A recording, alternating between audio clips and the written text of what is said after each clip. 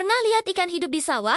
Bukan salah tempat, dan bukan kebetulan juga. Sawah itu bukan cuma tempat nanam padi, tapi ekosistem hidup yang isinya saling terhubung. Halo Sobat Tani, di video ini kita bakal bahas ekosistem sawah dan hubungan saling menguntungkan antara padi, ikan, serangga, sampai hewan lain yang sering kita anggap sepele. Kalau kita lihat sekilas, sawah cuma kelihatan air dan lumpur. Padahal, di dalam air dan lumpur itu, hidup banyak makhluk kecil yang punya peran penting. Air jadi tempat hidup, lumpur jadi sumber nutrisi, dan padi jadi pusat kehidupan. Makanya, sawah yang sehat biasanya nggak pernah sepi dari kehidupan. Salah satu yang sering bikin heran, kenapa ada ikan di sawah?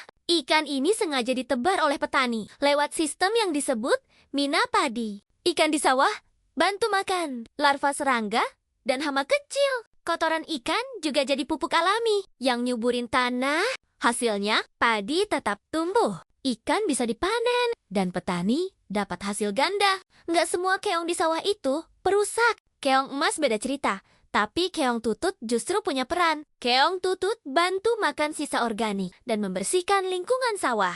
Begitu juga serangga air tertentu yang hidup berdampingan tanpa merusak tanaman padi. Mereka jadi bagian dari keseimbangan alam. Ular sawah sering dianggap musuh, padahal fungsinya penting. Ular sawah adalah predator alami yang memangsa tikus dan hama lain. Kehadiran ular justru jadi tanda kalau ekosistem sawah masih sehat. Tentu tetap harus hati-hati, tapi bukan berarti semua harus dimusnahkan. Hubungan saling menguntungkan antara makhluk hidup di sawah ini disebut simbiosis mutualisme. Ikan bantu padi. Padi menyediakan lingkungan hidup. Organisme lain menjaga keseimbangan. Dan semuanya saling terhubung. Masalah muncul saat ekosistem ini rusak.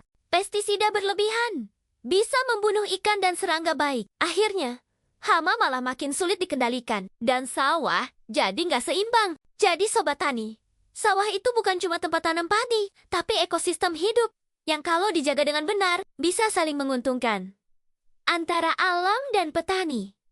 Kalau menurut Sobat Tani, di sawah daerahmu, makhluk hidup apa aja yang sering kamu temui? Tulis di kolom komentar ya. Sampai sini dulu ya Sobat Tani. Jangan lupa like, komen, dan subscribe ya.